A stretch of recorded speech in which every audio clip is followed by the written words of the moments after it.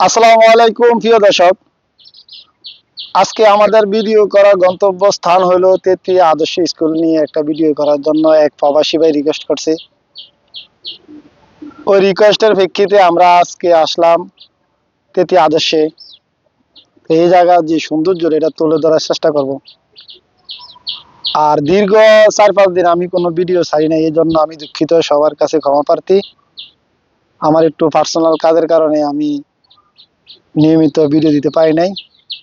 ইনশাল্লাহ এখন থেকে যদি আল্লাহ সুস্থ রাখে নিয়মিত ভিডিও পাবেন, এবং সকল প্রবাসী ভাইকে আন্তরিকভাবে আমন্ত্রণ জানাই আমার ভিডিওগুলা সবসময় দেখার জন্য এবং শেয়ার করে পাশে থাকার জন্য। ধন্যবাদ।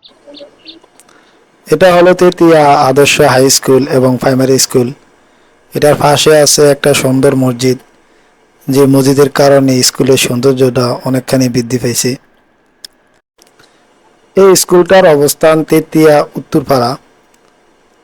আদর্শ স্কুল হিসাবে সবার কাছে পরিচিত তেতিয়া আদর্শ হাই স্কুল। তো এই স্কুলের যে পরিবেশ এবং এর সৌন্দর্য অতুলনীয়, যেটা বলাই লাগে।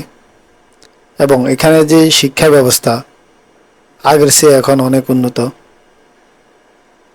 তা আমরা মনে করি আমাদের যে অঞ্চলে যে প্রতিষ্ঠানের ভিতরে আসলে সরকার যে উন্নয়নমূলক কাজ করছে, এই হিসাবে আমাদের যে প্রতিষ্ঠানগুলা আগের চেয়ে এখন অনেক সৌন্দর্য এবং পরিবেশ বান্ধব।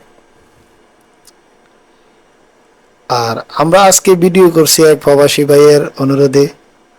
উনি তার গ্রাম তেতিয়ার আদর্শের সাইট বা আদর্শ হাই স্কুল নিয়ে একটা ভিডিও করার জন্য আমাকে রিকোয়েস্ট করছিল। তা আমাদের যে ড্রোনটা এখন নিয়ে যাব আমরা আদর্শ থেকে উত্তর দিকে, আমরা একবারে উত্তর দিক থেকে আমরা ভিডিওটা করার চেষ্টা করব। এখন যে ভিউটা দেখতেছেন এটা হলো আদর্শ স্কুল থেকে উত্তর দিকে যে রোডটা দিয়ে যাওয়া যায়। এই যে নিচে দেখা যাইতেছে যে রোডটা, এই রোডটা মূলত ফালাখাল যাওয়া যায়। এই রোডটা দিয়ে এটা সোলিং এবং কিছুটা ফাঁকা আছে ওইদিকে। আসলে আমাদের বাংলাদেশের প্রত্যেকটা গ্রামই সুন্দর, এক একটা গ্রাম এক এক রকম, সব মিলিয়ে কিন্তু এক পর্যায়ে সৌন্দর্যে ভরা। আমরা কিছু পাই আর না পাই একটা দেশ পাইছি সবুজে শ্যামলে ভরপুর আমাদের এই মাতৃভূমি। কথায় আছে সকল দেশের রাজা সেজে আমার জন্মভূমি। আসলে জন্মভূমি সবসময় সেরা। আসলে আমরা যখন বাংলাদেশে থাকি তখন আমাদের দেশের প্রতি যে টান ওইটা আমরা বুঝতে পারি না। এটা বিশেষ করে যারা প্রবাসে থাকে বা দূরে থাকে বাংলাদেশ থেকে, তারা বুঝতে পারে যে দেশের প্রতি তাদের যে দরদ বা মায়া কেমন লাগে শুধু তারাই বলতে পারবে বা বুঝতে পারবে। দেশের টান, দেশের মায়া, এটা সবারই থাকবে স্বাভাবিক। আসলে দেশের ভালোবাসা এটা কাউকে বলে বোঝানো যাবে না। যার কাছে মাতৃ টান লাগে সেই বুঝতে পারবে যে এই ভালোবাসা বা এই অনুভূতিটা কিরকম। তাদের এই অনুভূতির দিকে খেয়াল রেখে আমি এই ভিডিওটি করা। তাদের যে গ্রামের যে সৌন্দর্য এটা তাদের মাঝে তুলে ধরাই আমার কাম্য। আমরা এখন এখান থেকে ড্রোনটা মুভ করে দক্ষিণ দিকে নিয়ে যাব উত্তর দিক থেকে।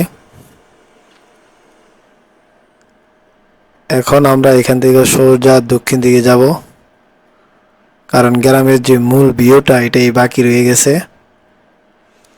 আমরা কিন্তু তেতিয়া গ্রামের পুরা গ্রামের ভিউ নিতেছি না, এখন আমরা আছি হলো তেতিয়া আদর্শের ওদিকে। কারণ আমাদেরকে একবার রিকোয়েস্ট করছিল তেতিয়া আদর্শ নিয়ে ভিডিও করার জন্য, এর জন্য আমরা এই ভিডিওটি করা।